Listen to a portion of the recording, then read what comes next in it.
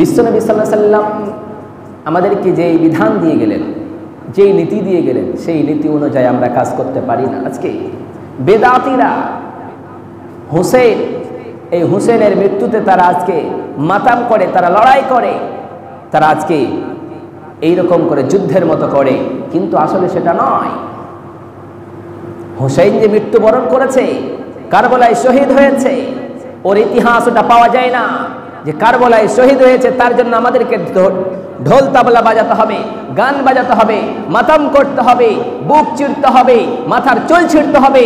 আমাদেরকে এই নীতি শিখিয়ে যাননি, আমাদেরকে শিখিয়ে গেছে আদর্শ নীতি। আমরা যদি বিশ্বনবী সাল্লাল্লাহু আলাইহি ওয়াসাল্লামের হাদিস অনুযায়ী কাজ না করি, তাহলে আমরা দিন থেকে বাতিল হয়ে গেলাম, বেদাত করলাম, আর বেদাতের গুনাহ আল্লাহ সুবহানাহু ওয়া তাআলা কখনোই মাফ করে দিতে পারে না। বিশ্বনবী সাল্লাল্লাহু আলাইহি ওয়াসাল্লাম বলেন, ও দুনিয়ার মানুষেরা, তোমরা যদি আমি নবী যে কথা বলেছি সেই কথার তোমরা যদি বাড়তি করো, বাড়তি কোনো বিধান করো, তাহলে শুনে রাখো তোমরা মিথ্যাবাদী হয়ে গেলা, আর মিথ্যাবাদী কখনোই ইসলামের ভিতরে থাকতে পারে না। অতএব আমি নবীর অন্তর্ভুক্ত তারা কখনোই হয়ে যেতে পারে না। নবী যেটা বিধান দিয়ে গিয়েছে সেই বিধান অনুযায়ী আমরা কাজ করতে পারি না।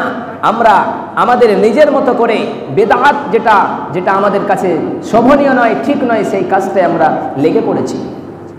হুসাইনকে মারার জন্য ষড়যন্ত্র করে ডাকা হয়েছিল, লম্বা ঘটনা আছে, আমি শর্টকাটে বলতেছি যে হুসাইনকে মারার জন্য তারা ষড়যন্ত্র করে তারে ডাক দিল।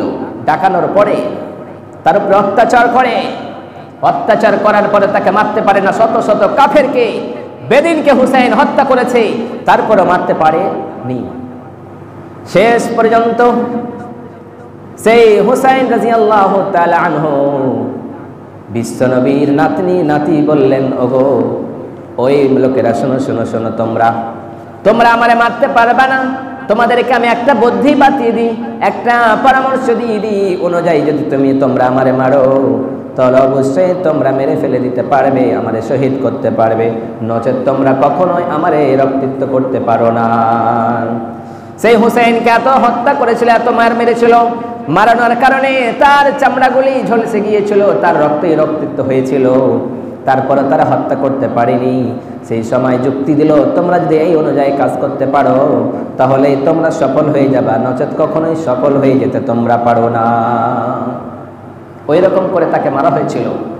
যেই দিনে হুসাইন মারা গিয়েছে, শহীদ করেছে, ওই দিনে আমরা রোজা না রেখে আমরা কি করি? বেদাতীদের মতো, আমরা হিন্দুত্ববাদীর মতো, আমরা যারা আজকে ব্রেলবিদের মতো আমরা নীতি পালন করি। কি করি? সেই দিন আজকে আমাদের ভিতরে মুহররম মানায়। আসলে কি সেটা মুহররম? সেটা মুহররম নয়। বিশ্বনবী সাল্লাল্লাহু আলাইহি ওয়াসাল্লাম বলেছেন, তোমরা, বিশ্বনবী মক্কা থেকে যখন মদিনায় গেলেন, মদিনার মানুষেরা দেখতে পেল যেন মদিনার মানুষেরা কি করতেছে? রোজা রাখতেছে। বিশ্বনবী সাহাবা ইকরামদের জিজ্ঞাসা করলেন, আমার সাহাবারা বলো বলো বলো, এই জায়গার লোকেরা কেন রোজা রাখতেছে? তোমরা কি বলতে পারো? বলে, এরা রোজা রাখতেছে কেন? এদের নীতি একটা, এখন তারা রোজা রাখতেছে 10 মুহররম। বিশ্বনবী বললেন, আমরা 10 মুহররম, অতএব 11 মুহররম আমরা 2টা রোজা রাখবো, কারণ ইহুদিদের মুখালিফাত করব, ইহুদিদের মতো কাজ করব না।